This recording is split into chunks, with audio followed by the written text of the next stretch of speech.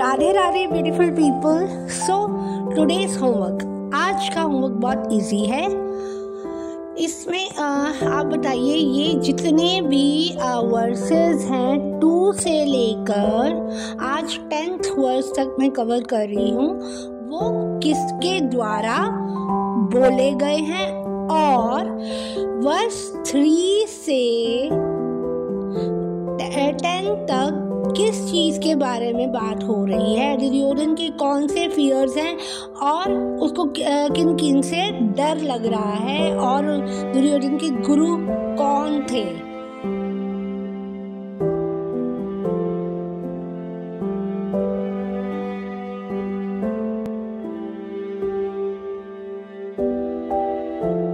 So, according to chapter 1 verse 10, our strength is immeasurable and we are perfectly protected by grandfather Bhishma, whereas the strength of the Pandavas carefully protected by Bhima is limited.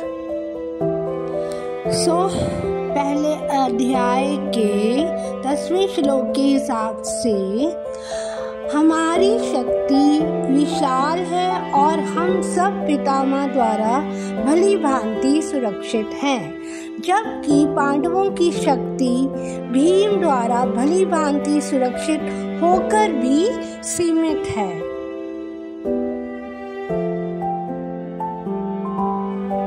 Herein an estimation of comparative strength is made by Duryodhana. He thinks that the strength of his armed forces is immeasurable, but specifically protected by the most experienced general, Grandfather Bhishma. On the other hand, the forces of the Pandavas are limited, being protected by a less experienced general, Bhima, who is like a fig in the presence of Bhima. Duryodhana was always envious of Bhima because he knew perfectly well that if he should die at all, he would only be killed by Bhima. But at the same time, he was confident of his victory on account of the presence of Bhishma, who was a far superior general. His conclusion that he would come out of the battle victorious was well ascertained. यहाँ पर दुर्योधन ने तुलनात्मक शक्ति का अनुमान प्रस्तुत किया है। वह सोचता है कि अत्यंत अनुभवी सेना नायक भीष्म पितामह के द्वारा विशेष रूप से सुरक्षित होने के कारण उनकी सशक्त सेनाओं की शक्ति अपरिमेय है। दूसरी ओर अपरिमेय मतलब विशाल। दूसरी ओर पांडवों की सेनाएं सीमित हैं, क्योंकि उनकी सुरक्षा एक कम अनुभवी नायक भीम द्वारा की जा रही है, जो भीष्म की तुलना में नगण्य है। दुर्योधन सदैव भीम से ईर्ष्या करता था, क्योंकि वह जानता था कि यदि उसकी मृत्यु कभी हुई तो वह भीम के द्वारा ही होगी।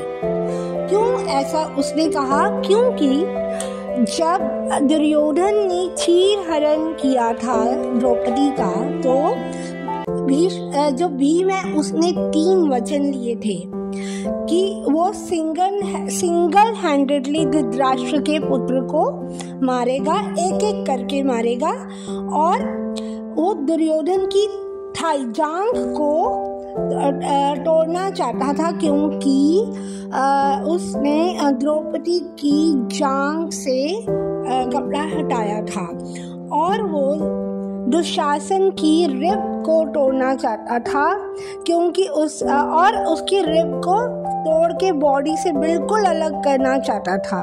ठीक है। और तीसरा वचन ये था कि वो जो दुर्योधन का खून है उसको ले जाकर द्रौपदी को देना चाहता था, क्योंकि दूसरी तरफ द्रौपदी ने भी ये वचन लिया था कि मैं तब तक बाल नहीं बांधूंगी जब तक मैं उसको दुर्योधन के खून से ना धोऊं। तो जब मारा भीम ने दुर्योधन को, तब वो अपने हाथों में खून लेके गया, तब द्रौपदी ने सिर धोया और अपने बालों को बांधा।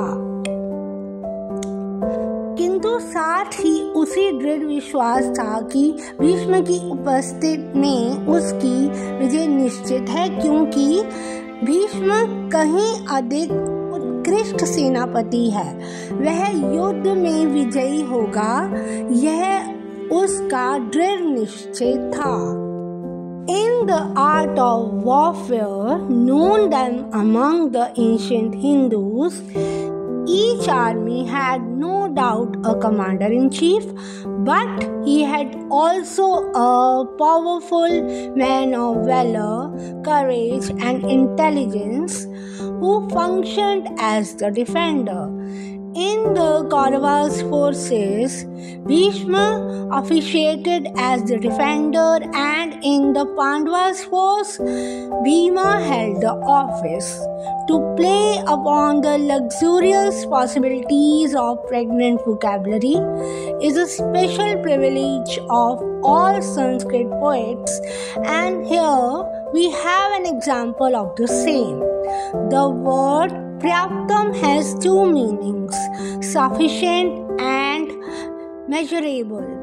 Both these meanings can be read in the stanza, and each would illumine for us a different facet of Duryodhan's mental condition.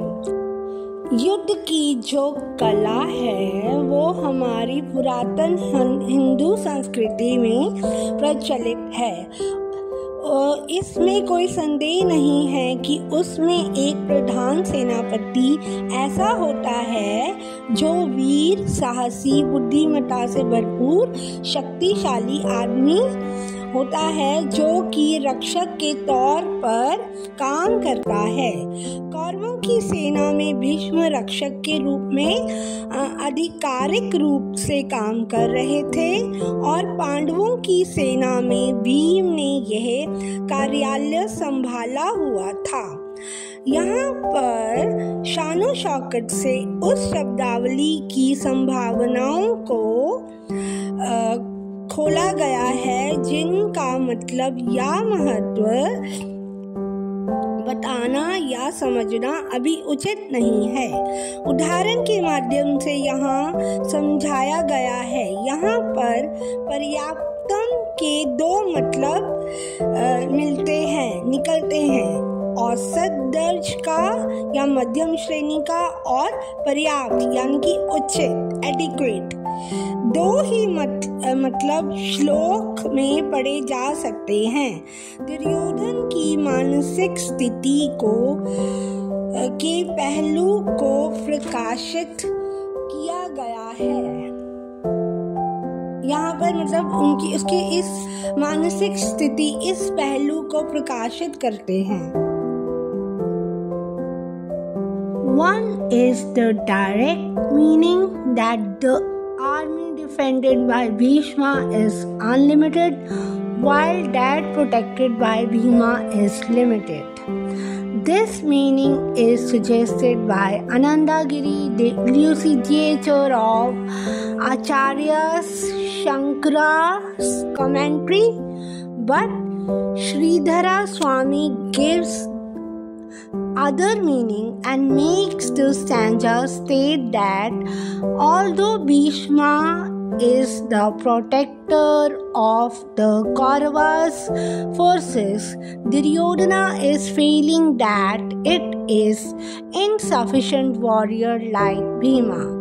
It is sufficient in as much as the Pandavas fighters are inspired by the high aims of dharma for which they are fighting.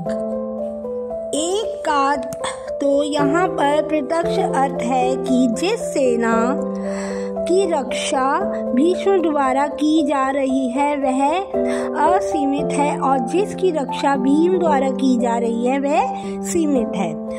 यह आनंदगिरी द्वारा बताया गया है, जो कि आचार्य शंकर के द्वारा की गई व्याख्या के टीकाकार हैं।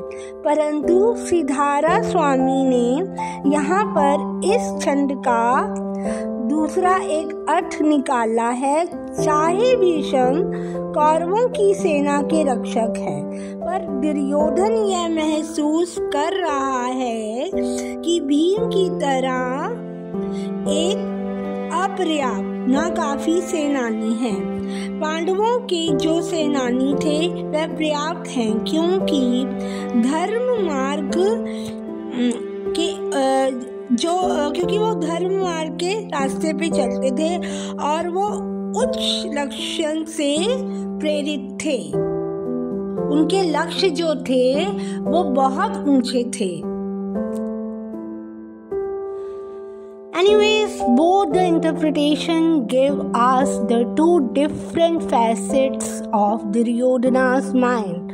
Perhaps in one way, he is feeling extremely confident because although his caste is poor and weak, Bhishma is protector of his army and therefore success is assured. At the same time, his conscience weighs heavy with guilt because of the crimes that he has consciously done in the past. He therefore feels that his army had nothing which would inspire the personnel to their maximum efficiency. The Pandavas' forces, though less in number, have a righteous cause to fight for.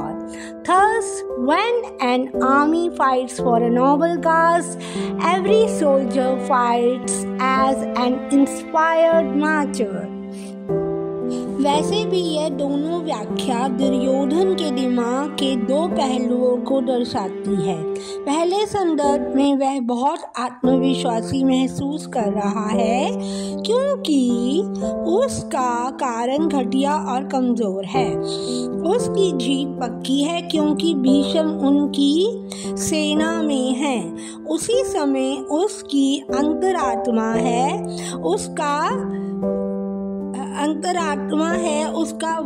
वजन, जो भी अपराध उसने अपने होशो हवास में पहले किए थे उसके जुर्म से भरा हुआ है। इसलिए वह महसूस करता है कि उसकी सेना में जो कर्मचारी वर्ग के सेनानी हैं उनको वह अधिकतम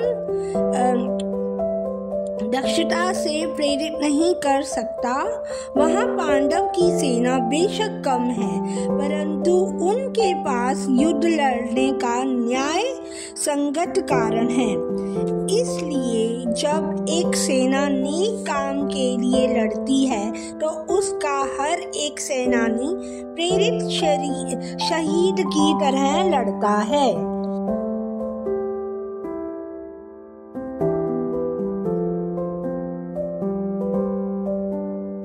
यह सब सूक्ष्म किस्से के अर्थ की सुंदर सूची सिर्फ व्यास जी जैसे महान साहित्य के मालिक ही व्यक्त कर सकते हैं। यह सब सूक्ष्म किस्से के अर्थ की सुंदर सूची सिर्फ व्यास जी जैसे महान साहित्य के मालिक ही व्यक्त कर सकते हैं।